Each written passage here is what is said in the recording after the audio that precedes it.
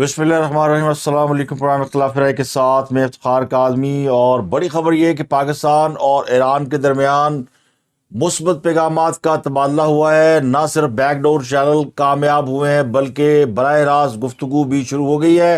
तो पाकिस्तानी दफ्तर खारजा के मुताबिक ईरान के वज़ीर ख़ारजा अमीर अब्दुल हयान ने पाकिस्तानी वज़ीर ख़ारजा जलील अब्बास से गुफ्तगू की है और पाकिस्तान को मामलात मुज़ाकरात से, बातचीत से, अफ़वाह तफ़हीम से हल करने की ज़रूरत पर ज़ोर दिया है। ऑफ़र किया पाकिस्तान को कि गुफ्तगू शरीक की जाए और मामले को हल किया जाए। तो पाकिस्तान के दफ्तर खारजा के मुताबिक पाकिस्तान ने ये ऑफ़र कबूल कर लिया है कि मामला जो है वो गुफ्तगू शरीक से हल होंगे और सिक्योरिटी अमूर पर मुज़ाकरात भी किए जाएंगे। तो ईरान और पाकिस्तान के दरमियान जो हाई टेंशन हाई वोल्टेज मामला चल रहे थे वो अब कूल डाउन हो गए हैं।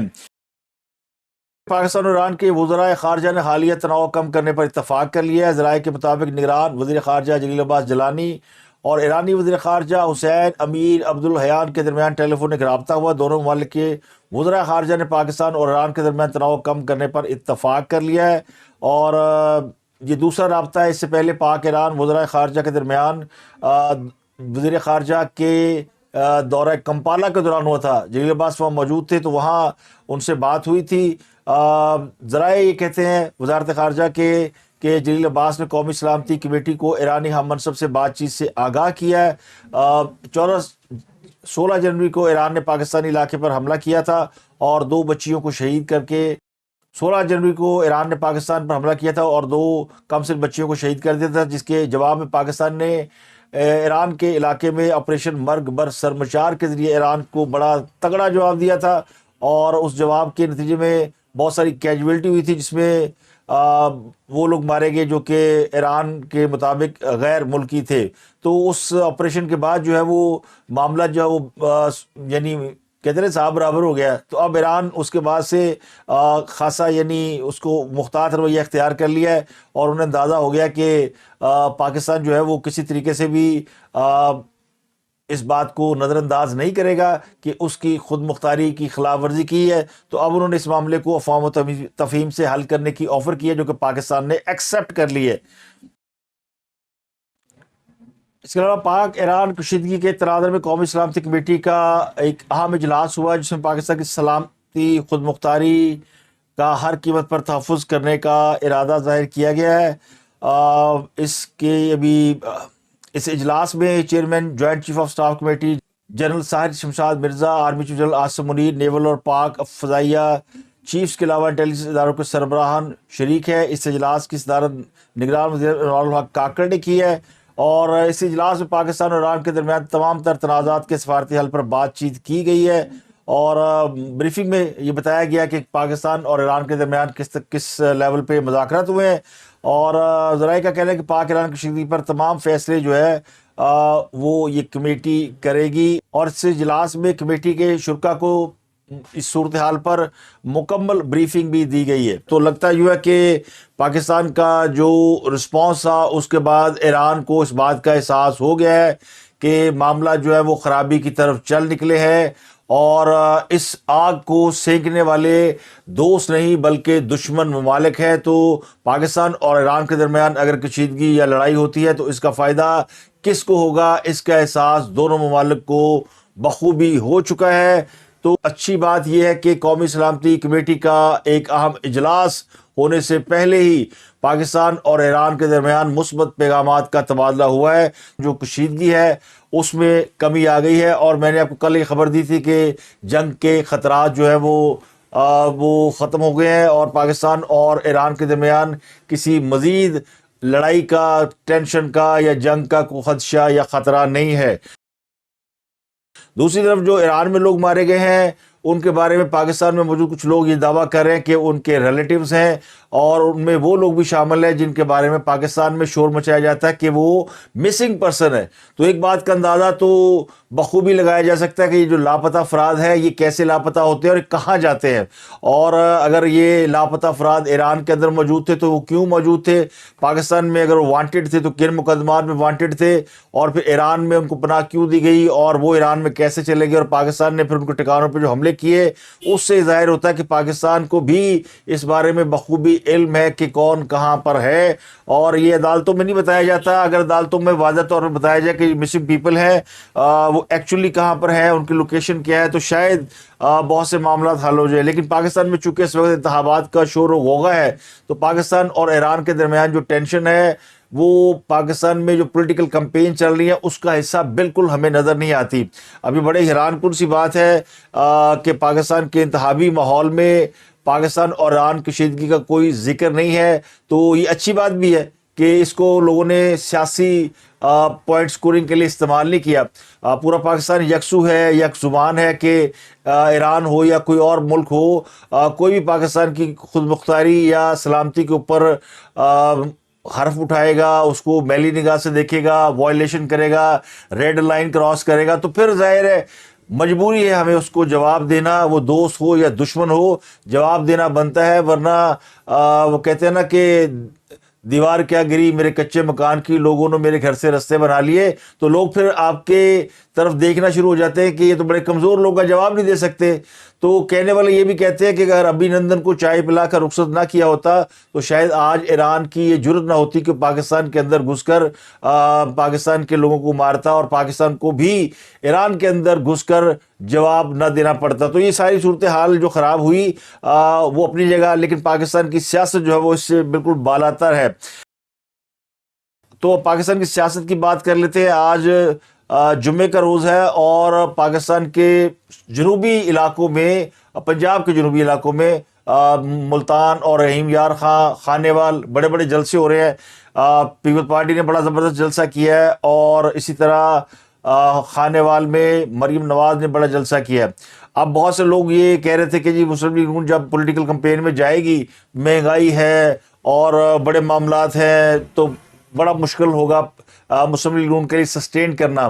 لیکن مسلم لیگ نون کے جو جلسے ہیں، گیدرنگ ہے، تو لگتا یوں ہے کہ ان کا جو ووٹ بینک ہے وہ جاگ اٹھا ہے، اور یہ ووٹ بینک وہ ہے جس کو اس بات کا علم ہے کہ پاکستان کے اندر مہنگائی یا حالات کی خرابی کے ذمہ دار مسلم لیگ نون نہیں، بلکہ وہ طاقتیں ہیں جنہوں نے نواز شریف کو اس ملک سے نکالا، سیاست سے نکالا، ان کو اقتدار سے نکالا، اور پھر اس کے نتیجے میں جو تجربہ کیا گیا اس کی ہمیں بھاری قیمت ادا کرنا پڑی۔ تو جو لوگ یہ سمجھتے تھے کہ مسلم لیگ نون جب پولیٹیکل میدان میں نکلے گی تو ان کے جلسے خالی ہوں گے، لوگ نہیں ہوں گے، تو ان کو بڑی سخت مایوسی ہوئی ہے۔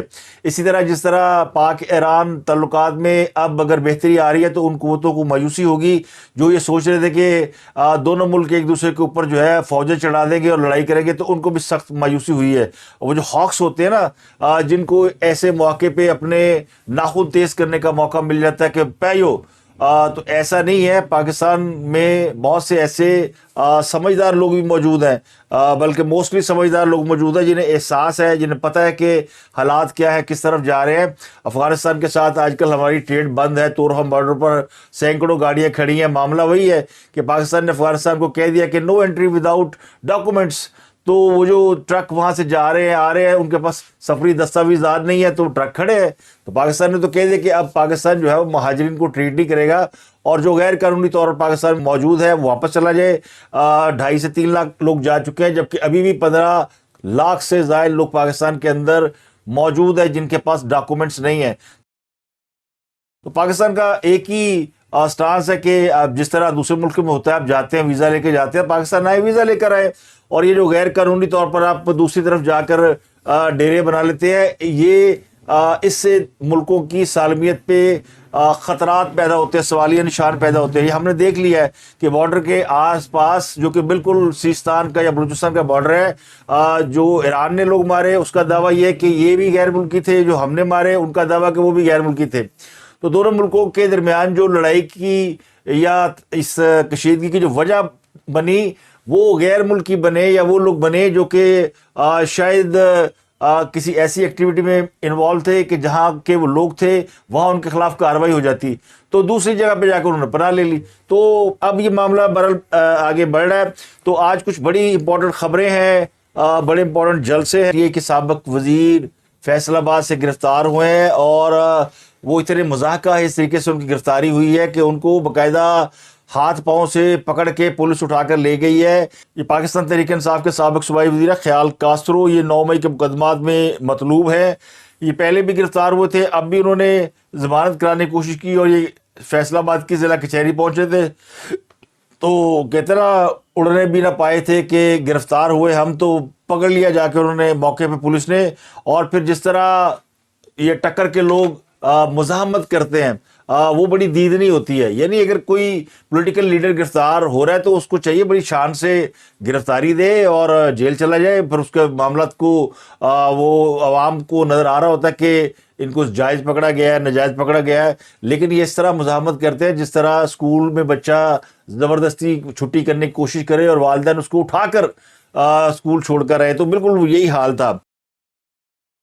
عمران خان صاحب کے آج بڑے گرما گرم بیانات ہیں اور ان کے خلاف بڑے ہی زبردست کیس چل رہے ہیں. ان کا سائفر جیل میں ٹرائل کالعدم قرار دینے کا جو معاملہ تھا وہ سپریم کورٹ میں چیلنج ہو گیا ہے. یہ بہت بڑا کیس ہے جس میں کل اعظم خان نے بھی ایک بہت بڑا سٹیٹمنٹ ریکارڈ کرایا.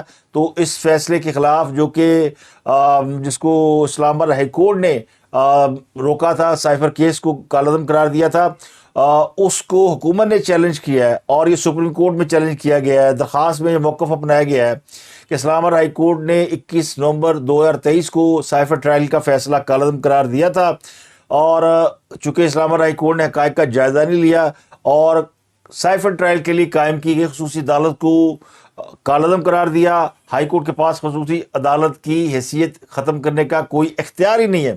تو حکومت کی جانب سے رضوان عباسی کے توسط سے جو دائر درخواست ہے اس میں عمران خان اور جج ابو الحسنات کو فریق بنایا گیا ہے. اس کے علاوہ درخواست میں ڈی جی ایف آئی اے آئی جی ڈی سی اور چیف کمشنر اسلام آباد ان سب کو فریق بنایا گیا. تو یہ بڑی امپورٹنٹ ڈیولپمنٹ ہوئی ہے.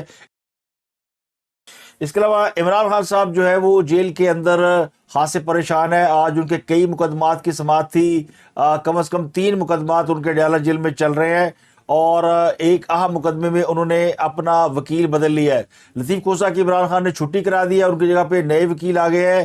تو لطیف کھوسہ جو کہ پچھلے چند دنوں میں بہت عمران خان کے مقدمات کی وکالت کر رہے تھے اور کئی مقدمات میں ان کے اہم وکیل کی حیثیت سے پیش ہو رہے تھے، اب وہ ایک بڑے اہم مقدمے میں ہٹا دیے گئے ہیں. وہ 190 ملین پاؤنڈ کیس ہے. اور لطیف کھوسہ کو کیوں ہٹایا گیا؟ تو عمران خان کے اب کئی وکلا جو ان کے قریب ہیں ان کے اوپر اعتماد ختم ہوتا جا رہا ہے. شیر افضل مروت اور حامد خان کی لڑائی کے بعد لگتا ہے کہ حامد خان گروپ اب عمران خان کی فہرست سے خارج ہوتا جا رہا ہے. لطیف کھوسہ بھی اس کا ایک حصہ ہے.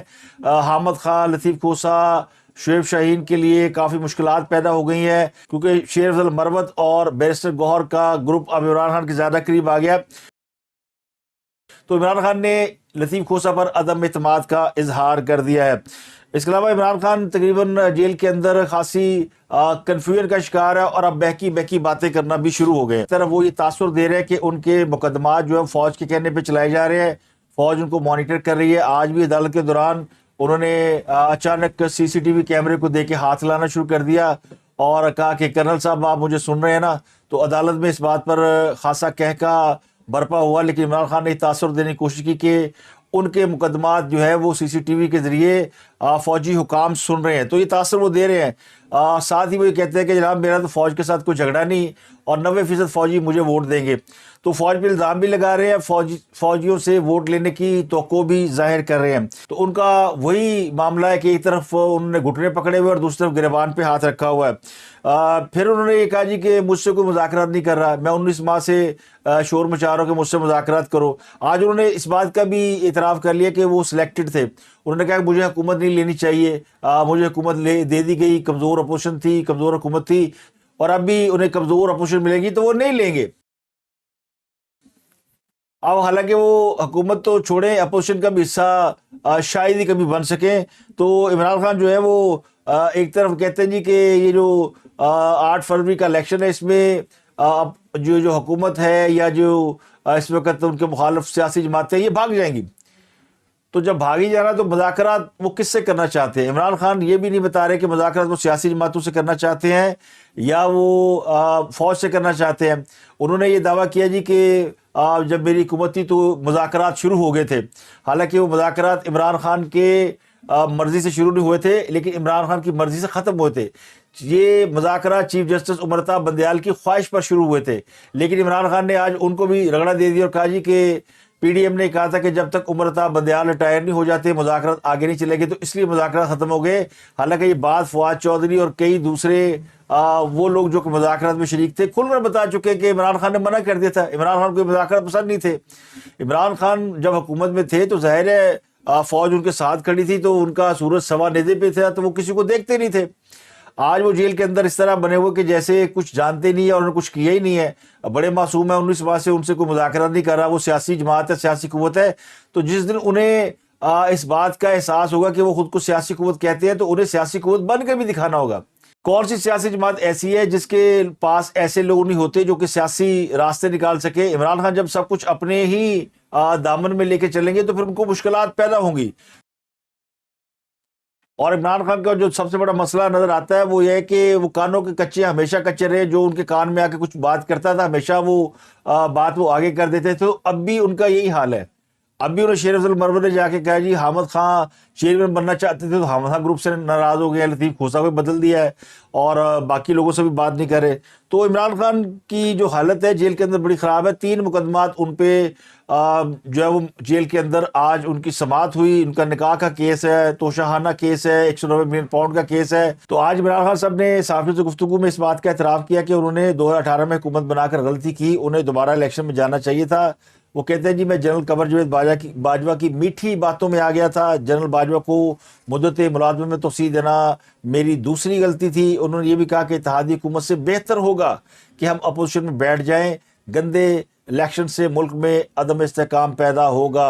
انہوں نے یہ بھی کہا کہ اعظم خان نے عدالت میں سچ بولا ہے. اعظم خان کو سافٹ ویئر اپڈیٹ کرنے کے لیے 140 دن پاس رکھا گیا. سائفر کو نیشنل سیکورٹی کمیٹی اور کیبنٹ کے سامنے رکھا گیا. نیشنل سیکورٹی کمیٹی نے سائفر کی مذمت کی تھی. سائفر دفتر خارجہ میں موجود رہتا ہے، صرف اس کا مفہوم دیا جاتا ہے. تو اپریل کی کابینہ میں سائفر کو ڈی کلاسیفائی کر دیا گیا تھا. عمران خان نے یہ بھی دعویٰ کیا کہ پاکستان کی فوج ہماری فوج ہے، 90% فوجی پی ٹی آئی کو ووٹ دیں گے. اور باجوہ نے ایوان صدر ملاقات میں کہا تھا کہ ساری فوج تمہارے ساتھ ہے. باجوہ کے فیصلوں نے پاکستان کا بیڑا غرق کیا لیکن فوج کا اس میں کوئی قصور نہیں ہے. میں سیاسی آدمی ہوں اور مذاکرات کے لیے تیار ہوں لیکن کوئی مجھ سے مذاکرات کرنے کے لیے تیار نہیں ہے.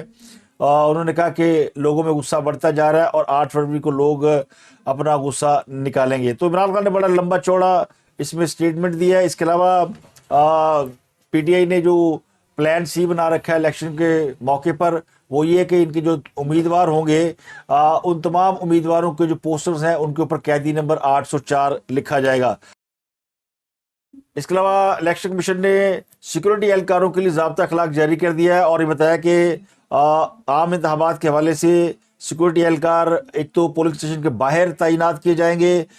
بیلٹ پیپر کی چھپائی کے دوران پرنٹنگ پریس یا پرنٹنگ کارپوریشن کی سیکورٹی کے لیے بھی سیکورٹی اہلکار تعینات کیے جائیں گے. بیلٹ پیپر کی ریٹرننگ افسران تک ترسیل بھی انہی سیکورٹی اہلکاروں کی زیر نگرانی ہوگی.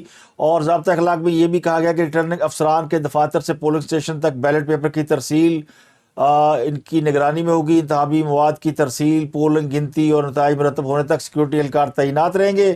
اور یہ بھی کہا گیا کہ پولنگ اسٹیشن پر قیام امن کی ذمہ داری پریزائڈنگ افسران کی سربراہی میں سیکورٹی اہلکاروں کی ہوگی، جبکہ سیکورٹی اہلکار انتخابی عمل میں مکمل طور پر غیر جانبدار رہیں گے، کسی جماعت یا امیدوار کے حق یا مخالفت میں کام نہیں کریں گے. اور کسی سیکورٹی اہلکار کو کوئی یہ رائٹ نہیں کہ کسی ووٹر سے وہ اس کی شناخت کا ثبوت مانگے. ضابطہ اخلاق کے مطابق کسی ووٹر کے پولنگ اسٹیشن میں داخلے کے حق کو سلب نہیں کیا جا سکتا. سیکورٹی اہلکار کسی صورت پولنگ عملے کے فرائض انجام نہیں دے گا. کوئی سیکورٹی اہلکار انتخابی مواد کو اپنی تحویل میں نہیں لے سکتا، جبکہ پریزائڈنگ افسر کی ہدایت کے بغیر کوئی سیکورٹی اہلکار کسی شخص کو پولنگ اسٹیشن سے گرفتار نہیں کر سکتا. یہ بھی کہا گیا ہے ضابطہ اخلاق میں کہ کوئی اہلکار کسی بھی واقعے پر پریزائڈنگ افسر کی اجازت اور ہدایت کے بغیر کوئی کارروائی نہیں کر سکتا، نہ ہی وہ کسی امیدوار، پولنگ ایجنٹ، مبصر یا میڈیا سے بحث کر سکتا ہے۔ تو اب تک کے لیے اتنا ہی، اب سے ملاقات ہوگی اگلے ولاگ میں۔ اپنا گرد و نواز لو، بہت خیال رکھیے۔